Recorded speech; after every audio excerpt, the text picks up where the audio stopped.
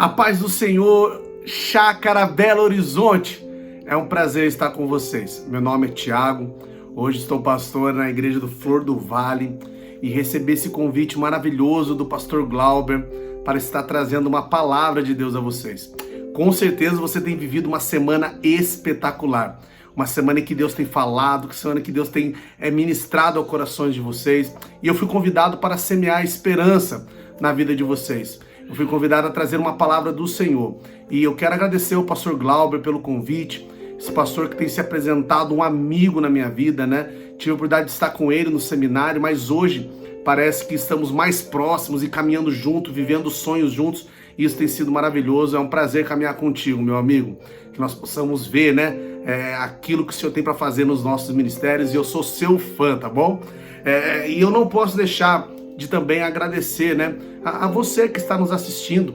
Olha, a tecnologia nos permitiu algo maravilhoso. Podemos compartilhar dessa tecnologia, assistir esse vídeo mais de uma vez, compartilhar com outras pessoas, assisti-lo em 2x, né, coisa maravilhosa também, assistir e reassistir, tantas coisas boas. Mas eu tenho algumas limitações, eu estou gravando da minha casa, então se você ouvir algumas crianças, são os meus filhos, tá bom? Eles são barulhentos, não consigo fazer eles ficarem quietos, e a porta aqui, se eles baterem na porta, me perdoem, mas eu vou pedir para você reter aquilo que é bom. Fique com a palavra de Deus no seu coração.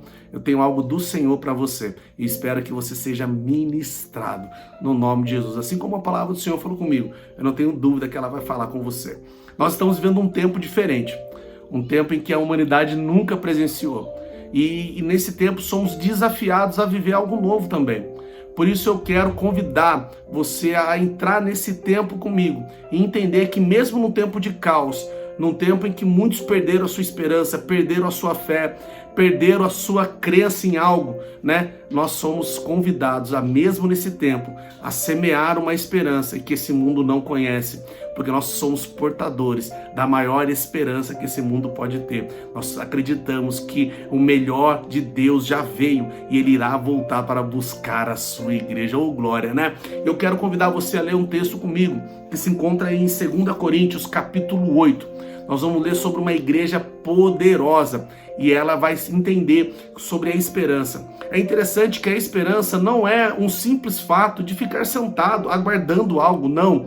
Esperança é aquilo que nos impulsiona a ter uma atitude, né? Eu amo dizer que a esperança ela não é passiva, bem pelo contrário, ela nos ativa a viver o sobrenatural, nos ativa a andar numa trilha de sobrenatural. E é isso que eu quero, que a esperança do Senhor invada a sua casa, invada a sua vida e ative áreas na sua vida que infelizmente o medo, a insegurança vem tentando roubar, porque o contrário da esperança é justamente a dúvida. Ela faz a gente temer, faz a gente não esperar, mas a esperança que Deus nos dá é aquilo que nos move no nome de Jesus. Olha o que essa igreja vive. Vamos ler a partir do verso 1 do capítulo 8. Também, irmãos, vos trazemos conhecer a graça de Deus concedida às igrejas da Macedônia, porque no meio de muita prova de tribulação manifestaram abundância de alegria e profunda pobreza deles em grande riqueza de sua generosidade, porque eles, testemunho eu, na medida de suas posses e mesmo acima delas, se mostraram voluntários, pedindo-nos com muitos rogos a graça de participarem da assistência dos santos. Vamos orar mais uma vez. Senhor, eu quero agradecer a Ti pela oportunidade que temos aqui, uma oportunidade de entender a Sua palavra, uma oportunidade de sermos ministrados, ó Deus, não por mim, mas pelo Teu Santo Espírito. E eu clamo a Ti que cada um que esteja assistindo esse vídeo agora, esteja acompanhando essa série de mensagens sobre esperança, possa sair, Deus, de uma maneira diferente, que o Senhor possa tocar, ó Deus, aonde homem nenhum é capaz de tocar, que o Senhor possa chegar aonde ninguém é capaz de chegar, e que a Tua palavra possa transformar aquilo que é necessário. No nome de Jesus eu oro a Ti, ó Pai. Amém e amém. Essa igreja está vivendo algo sobrenatural, gente. Ela está vivendo uma questão que ela está entendendo algo poderoso. Nós vamos ver algumas características dessa igreja que não são características que nós analisaríamos como igreja de sucesso. Se nós fôssemos pontuar a igreja de sucesso dos nossos dias, provavelmente não seria tão parecida com essa. Estou aqui para desafiar você a falar de esperança na questão financeira. É uma área muito afetada na pandemia. Provavelmente você conhece e sabe, né, de alguém que ficou desempregado. Você pode notar aqui no ano de 2020, no Brasil, 75 mil empresas foram fechadas. É coisa demais. Foram muitas famílias afetadas, muitas economias afetadas. E nós ainda vamos sofrer muito com isso, infelizmente. E nós vemos aqui uma característica semelhante a essa igreja. Essa igreja estava vivendo, e se você notar comigo no verso 2, né? Porque de muita prova de tribulação manifestaram a sua abundância e alegria. E na sua profunda pobreza. Gente, é uma realidade que uma igreja de sucesso provavelmente não elencaria, né? Nos seus atributos. Profunda pobreza, né? Profunda tribulação, era o que essa igreja vivia. E financeiramente a gente percebe o quanto isso traz para a gente mesmo. Às vezes a gente fica endividado, às vezes nós ficamos, a conta parece que não vai bater, e isso nos traz essa frustração, isso nos traz aquele desespero. Mas essa igreja entendeu algumas chaves que são importantes para o sucesso financeiro. Chaves essas que não têm muito a ver com ações, né, naturais, são sim ações sobrenaturais, realizados nesse âmbito, que são milagres na vida dessas pessoas. Olha que interessante, né? Nós vamos notar algumas atitudes, né? Eu não quero aqui falar que se você fizer isso você vai ficar rico, porque depende muito do seu trabalho, depende muito dos seus estudos, depende muito do seu esforço a questão financeira. Mas isso é o natural. Isso você já aprende no seu dia a dia. A chave que eu quero passar para você aqui é de coisas sobrenaturais. E aqui nós temos alguns milagres sobrenaturais que mudam uma realidade financeira. Não esqueça essa observação. Se você deseja prosperar, não existirá isso sem trabalho, não existirá isso sem seu esforço, não existirá isso sem o seu estudo, sem as oportunidades que surgem na vida, né? Sobre os riscos que você assume, tem tudo isso, mas isso está no âmbito natural. Eu quero falar agora com você sobre um âmbito sobrenatural, que essa igreja, mesmo vivendo profunda pobreza, entendeu. Quero falar sobre 3 chaves, 3 aspectos que mostram como o sobrenatural de Deus é poderoso no momento como esse. Olha que interessante. O verso 2 vai falar, né, eu vou reler com você, e diz bem assim: porque no meio de muita prova de tribulação manifestaram abundância e alegria. Olha que essa igreja, como ela é paradoxal, né? Ela está vivendo tribulação, mas eles manifestam abundância e alegria. Quem fica alegre com tribulação é só discípulo do Senhor. Quem fica alegre, a gente vai lembrar lá de Pedro, quando foi açoitado, quando aqueles apóstolos foram presos, né, e eles ficaram alegres por poder sofrer no nome do Senhor. Você vê que já é uma coisa sobrenatural. Mas o que me chama a atenção e o que eu quero trazer para você é essa chave aqui: e a sua profunda pobreza superabundou em grande riqueza de generosidade. Aqui eu encontro a primeira chave poderosa para você. Fique atento, ela vai chegar para você. Olha que interessante. Eles eram extremamente pobres, porém eram profundamente generosos. Aqui tem um segredo maravilhoso. Generosidade não está relacionado com o que você tem. Generosidade está relacionado com o que você é. Que coisa poderosa. Essa chave tem entrado na minha vida. Eu confesso para vocês que Deus tem falado muito comigo. Eu fui criado numa mentalidade em que eu nunca tinha. Eu fui criado no meio em que eu sempre precisava de receber uma oferta, precisava receber uma atenção, precisava receber uma bênção, né? Sempre aguardando o que Deus podia fazer, o que os irmãos poderiam fazer por mim. Mas aqui está falando algo diferente. Que não tem a riqueza, a generosidade deles não tinha a ver com o que eles tinham, porque eles eram profundamente pobres, mas eles eram extremamente generosos. Aqui tem uma chave poderosa que você precisa aprender. Você não precisa ser próspero, você não precisa ser rico para ser generoso. Isso não tem a ver com o que você tem a ver com o que você é. Então decida hoje ser generoso. Olha, eu ouvi uma frase de um pastor Almir. Esse pastor foi um tutor para mim, né? E ele falava: ninguém tem tão pouco que não possa compartilhar algo. E isso é a maior verdade que existe. Eu não sei se você já viu isso, mas eu gosto muito quando a gente faz essas missões nos bairros, geralmente em época de frio, né? A gente costuma levar sopão para moradores de rua. Certamente você já fez isso na sua igreja. Você já reparou como os moradores de rua, eles têm a facilidade de compartilhar? Esses moradores que estão vivendo em condição de rua, você já parou para entender como eles compartilham. Eu lembro que eu fui levar para um dele, ó, tem como deixar um pro meu amigo? Eu, né, com a mentalidade de gordo que eu tenho, já falei, o cara já quer fazer uma jantinha para depois. Mas depois nós passamos lá e tava lá guardada pro amigo dele que tinha recém-chegado. Eles não têm dificuldade de compartilhar, eles não têm dificuldade de dividir, porque eles precisam disso para sobreviver.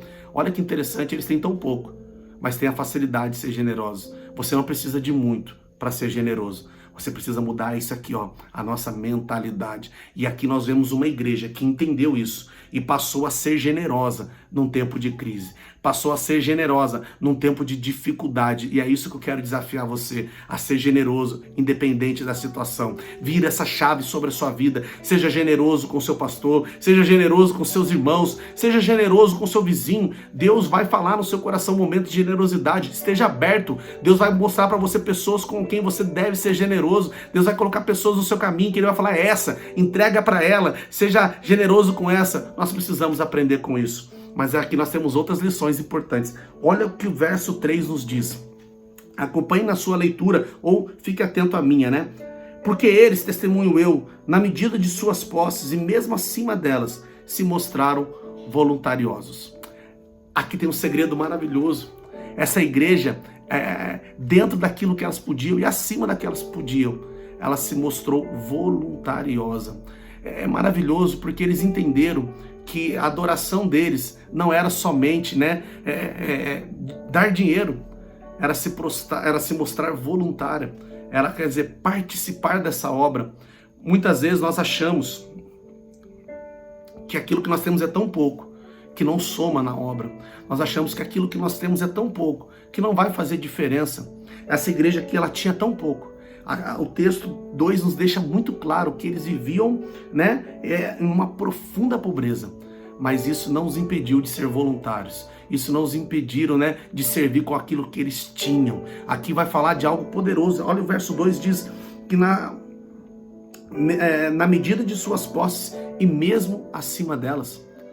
Olha, eu não sei aquilo que Deus tem falado com você nesse exato momento, em que área que é essa, mas certamente você está já sentindo a presença do Espírito Santo aí na sua casa, e você já está entendendo que você pode servir a Deus voluntariamente de uma maneira poderosa. Eles entenderam que sozinhos, realmente a oferta deles poderia não fazer diferença alguma, mas eles como um corpo. Aqui vai dizer no verso 1, né, as igrejas da Macedônia, ali o corpo do Senhor reunido naquela cidade, naquela região, foi capaz, né, de se mostrar voluntariosa.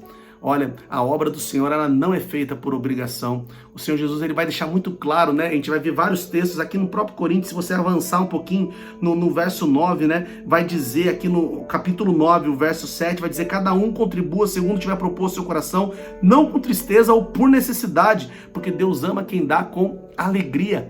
Essa é a postura de quem oferta, é uma voluntariedade, é uma predisposição.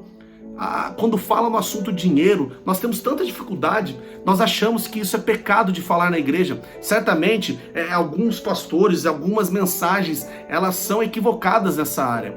E pastores têm demasiadamente falado disso e até botado em xeque, né, a igreja. Muitos de nós somos acusados de sermos, de extorquir pessoas, né? Eu sofro com isso o tempo todo. Mas não é porque essas pessoas fazem mau uso dessa palavra que nós temos que deixar de falar, bem pelo contrário. Nós temos aqui a palavra a nosso favor e ela diz que Deus ama quem dá com alegria. Ela vai dizer que essa igreja, me perdoe, ela vai dizer aqui justamente que essa igreja, ela voluntariamente deu acima de suas posses. Eu tenho convicção que Paulo não precisou levar ali um baita texto. Paulo não precisou chegar ali e clamar: olha, por favor, vamos ajudar a igreja de Jerusalém, eles estão padecendo, eles estão passando fome. Não, eu tenho certeza que Paulo não precisou chegar a esse ponto. Eu tenho certeza que eles tinham proposto no seu coração. Olha, a igreja, mais do que dinheiro, ela sempre precisou, foi de corações voluntariosos. Hoje eu quero desafiar você a ter um coração voluntarioso à obra do Senhor. Porque quando nós temos o coração voltado para essa obra, a quantidade de dinheiro, ela pouco importa. Porque realmente nós já entendemos que não somos dono disso, nós somos apenas mordomos disso. E eu quero desafiar você a voltar seu coração como essa igreja voltou. Olha que coisa poderosa. Tem mais uma chave aqui ainda. Se você acompanhar comigo o verso 4. pedindo-nos com muitos rogos a graça de participarem da assistência dos santos. Aqui nós temos um terceiro segredo. Olha, eles já aprenderam que eles precisavam ser generosos. Isso estava com eles. Eles já aprenderam que a oferta ao Senhor devia ser voluntariosa, coisa poderosa. Mas agora eles entenderam também no verso 4 que participar da assistência dos santos não era simplesmente, um momento, mas era a oportunidade. Tem muita gente que acha que o momento da oferta, o momento da adoração, o que nós fazemos com o nosso dinheiro, é algo de necessidade. Olha só o que eles fazem. Eles pedem com muitos rogos. Eles imploram para poder participar desse momento, porque eles entendem que ofertar não é um momento, é um privilégio, é um solo fértil. Você imagina você poder semear no solo mais fértil que existe. Você imagina você poder colocar toda a sua semente, o seu plantio, num solo próspero, rico, abençoador. Eles entenderam que participar da assistência dos santos, participar do auxílio, quando fala santos aqui não é só de pastor não, pelo contrário, eles estavam ajudando a igreja de Jerusalém, uma igreja que estava passando por um mau bocado, uma igreja que estava passando por necessidade. Eles entenderam, mesmo na sua pobreza, mesmo nas suas dificuldades, eles entenderam que era um privilégio poder ajudar outro santo. Olha, enquanto nós olharmos a oferta como um enfado, enquanto nós olharmos para a oferta como um momento de um rateio, vou ajudar aqui para o pastor não me pentelhar, eu vou contribuir. Meus irmãos, você está perdendo uma rica oportunidade de semear no solo mais fértil que esse mundo conhece. Eu acho maravilhoso, porque todas as vezes que nós contribuímos com alegria, nós estamos semeando no solo poderoso. O capítulo 9, ele continua dizendo, lá no verso 10 do capítulo 9, um pouquinho para frente, ele diz assim: ora, aquele que dá semente ao que semeia e pão para alimento, também suplirá e aumentará a vossa sementeira e multiplicará os vossos frutos de justiça. Aqui tem uma coisa maravilhosa, que olha o que Jesus está dizendo, é Ele que dá semente ao que semeia. Ele tem dado semente sobre as nossas mãos. E Ele é tão poderoso, porque Ele não dá semente para você ficar pensando, essa semente eu como e essa eu divido. Não. Ele dá semente para você semear, porque o mesmo texto diz que dá pão ao que tem fome. É poderoso, que Ele suprirá sobre as nossas vidas. Fique em paz. Mas aí o verso 11, que eu amo tanto, que eu quero que você reflita sobre ele. Enriquecendo-vos em tudo, para toda generosidade, a qual faz que, por nosso intermédio, sejam tributados graças a Deus. Esse texto aqui ele é poderoso, porque não é a minha palavra. A palavra de Deus vai dizer que quando nós resolvemos ser generosos, nós somos enriquecidos. Enriquecendo-vos em tudo.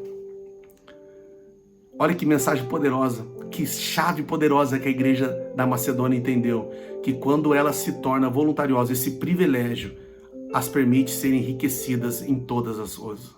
Você vai notar, o verso 1 vai dizer que eles tinham riqueza em generosidade, eles tinham riqueza em voluntariado, eles tinham riqueza em participar da assistência dos santos.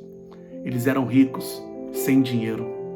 Hoje nós estamos com dinheiro, mas muitos de nós se encontram pobres, cegos e nus, como a igreja de Laodiceia.